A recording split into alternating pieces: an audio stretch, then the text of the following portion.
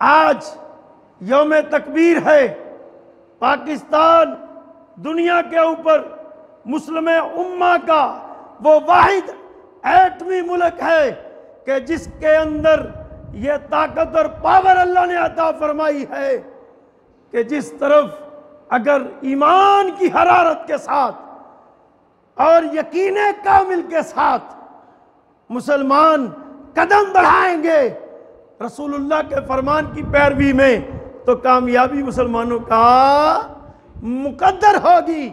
उहद का मशहूर और मारूफ मारका जो कुफ़ार के साथ पेश आया, उहद के मुतल्लिक़ हुज़ूर नबी करीम सल्लल्लाहु अलैहि वसल्लम का मशहूर फरमान है कि उहद हमसे मोहब्बत करता है और हम उहद से मोहब्बत करते हैं। अच्छा, इस वाक़या और जंग के अंदर जो एक अहम नुक्ता आपके सामने मैं आज बयान करना चाहता हूँ, इसमें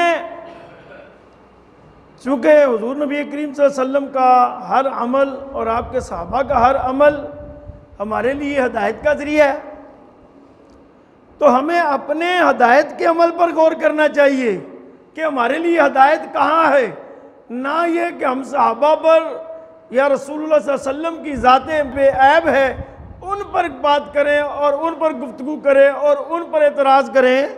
ना ना, अपने लिए बहैसियत मुसलमान के मेरे लिए हदायत क्या है, हमें इस पर गौर करना चाहिए। जो अल्लाह और उसके रसूल की रज़ा के आला मुकाम पर हो और उस आला मकाम पर उसे ये बशारत मिल चुकी हो कि वो कामिल ईमान के साथ अगर जाएगा तो वो जन्नती है, हर साहबी जन्नती। तो मालूम यह हुआ कि जब इस मुकाम पर पहुंच जाए कोई तो उससे कोई गलती हो जाए तो उस गलती का भी उसको आधा सवाब मिलता है। ये मसला याद रखेगा, आधा सवाब, इसलिए कि उन्होंने बुरी नीयत से नहीं की। अमलों का दारोमदार नीयतों पर है, बुरी नीयत से नहीं की। तो हमें उनके मुतालिक सहाबा के मुतालिक अल्फाज बोलते हुए बड़ी सोच विचार के साथ गौर व फिक्र के साथ गुफ्तगू करनी चाहिए। तो हमारे लिए इस वाक़या के अंदर जो अहम सबक है वो ये है कि जब रसूलुल्लाह सल्लल्लाहु अलैहि वसल्लम ने सहाबा की एक जमात को ये कहा कि इस चोटी से तुमने हिलना नहीं है जब तक कि तुम्हें दोबारा कोई हुक्म ना मिले, तो सहाबा ने देखा कि मैदान जंग का नक्शा बदल चुका है और हम जीत की तरफ जा चुके हैं। तो आप करीम आका अलैहिस्सलाम के हुक्म के मिले बगैर उन्होंने चोटी को छोड़ दिया। तो वो जब चोटी छोड़ी गई तो कुफार में उस वक़्त खालिद बिन वलीद जो थे वो मुसलमान नहीं हुए थे,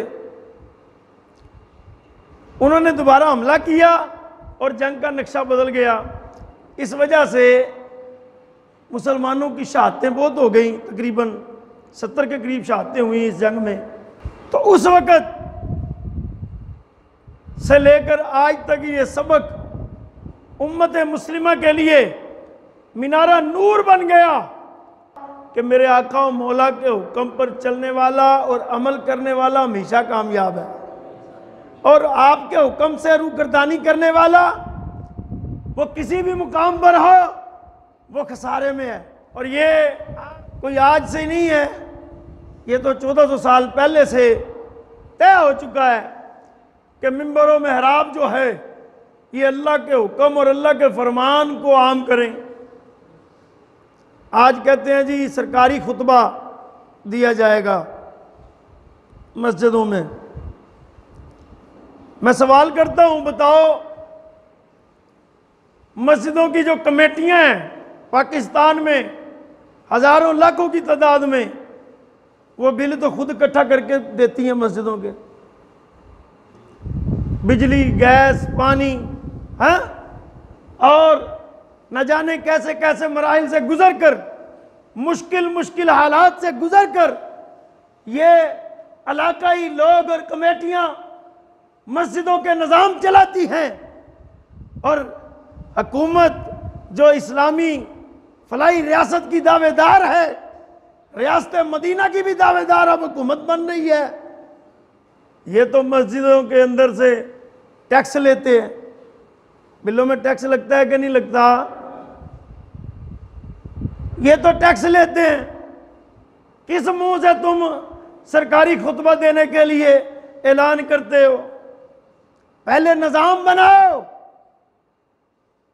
और मसाजिद के एहतमाम और मसाजिद का सिस्टम बेहतर और फ़ाल करने के लिए, जैसे ठीक है मिडल ईस्ट में ऐसा निज़ाम है कि वहाँ पर मसाजिद सारी औकाफ के अंडर हैं, तो वो उनकी तनख्वाहें भी देते हैं, वो उनके निज़ाम भी चलाते हैं, वो करें तो समझ भी आती है।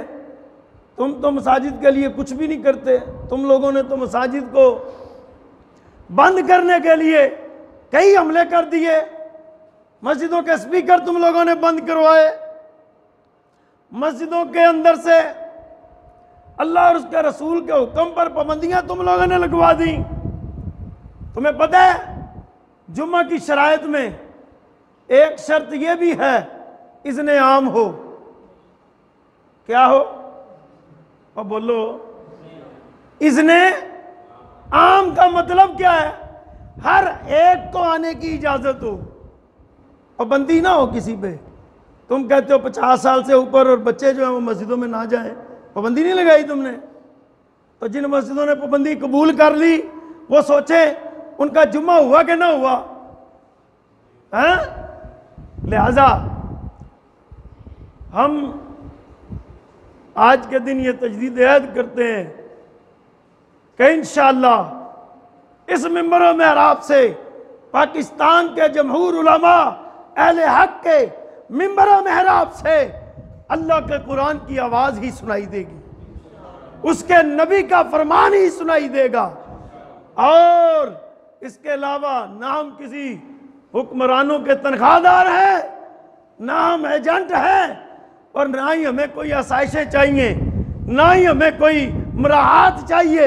हमें तो बस अल्लाह और उसके रसूल की मोहब्बत और उसका कुर्ब चाहिए। और अगर आप अमली जद्दोजहद का हिस्सा नहीं बनेंगे तो फिर तारीख आपको माफ़ नहीं करेगी। मैं आपको बता दूं, यहाँ हमारे इस मोहल्ले का एक नौजवान मेरे पास आया, आके मुझे कहता जी हज़रत एक मसला बताएं। वो मुझे नौजवान कहता है कि हज़रत साहब मेरा एक दोस्त है जो बैरून मुल्क से पाकिस्तान शिफ्ट हुआ है, तो उसकी जो नानी है ना उसका इंतकाल हुआ, तो उसकी वालदा ने कहा कि कुछ कुरान पाक पढ़वाना है। तो उसने मेरे से रब्ता किया तो कहा कि किसी से कहें कि वो कुरान पाक पढ़ दें। तो मैंने कहा अच्छा मैं करता हूँ। तो 2 दिन बाद उसका फ़ोन आया कि वो मेरे पास इंतज़ाम हो गया था, एक कारी साहब को मैंने जो है ना वो बुला लिया था, वो कुरान पाक पढ़ रहे थे। तो वो मैं पास बैठा था, तो पास बैठे बैठे वो कुरान पढ़ रहे थे, तो मेरे कंधे भारी हो रहे थे, मेरा सर भारी हो रहा था। तो वो मुझे पूछने लगा, वो लड़का जो मेरे पास बैठा कहता जी कि वो मुझे पूछने लगा कि मुझे कोई ये जो कुरान पढ़ा जा रहा था इससे जादू तो नहीं हो गया? तो मैंने उसको कहा यार देखो बेटा, कुरान पढ़ने से तो जादू दूर होता है। तुसी भी पढ़िया करो कुरान, रोज़ खोल के वेख के चंद आयतां पढ़िया करो। जदों पढ़ोगे तो तुहाड़ियां बीमारियां भी दूर हो जाएंगी, तुहाड़ियां परेशानियां भी दूर हो जाएंगी, कर्जदार कर्जे तो आज़ाद हो जाएंगे, बेरोजगारां नूं रोजगार मिल जाएगा और बीमारां नूं शिफा मिल जाएगी। कि कुरान वनुनज़्ज़िलु मिनल कुरआनी मा हुवा शिफाउन व रहमतुल लिल मुमिनीन, कि कुरान मोमिनों के लिए शिफा है और ये शिफा के लिए उतरा है। हमने अपनी औलादों की तरबियत किस बुनियाद पे की है? कुरान पाक हम खुद कितना खोल कर रोज पढ़ते हैं और हम अपनी औलाद की इसके लिए कितनी तरगीब और तरतीब और कोशिश करते हैं? ये सवाल मैं आप पे छोड़ा जा रहा हूँ। इसलिए मेरे दोस्तों, मेरे भाइयों, दीन को पढ़ें, समझें, सीखें और वक़्त निकालें। अल्लाह ताला हमें राह हिदायत अता फरमाए। वाखिर दावाना अल्हम्दुलिल्लाहि रब्बिल आलमीन।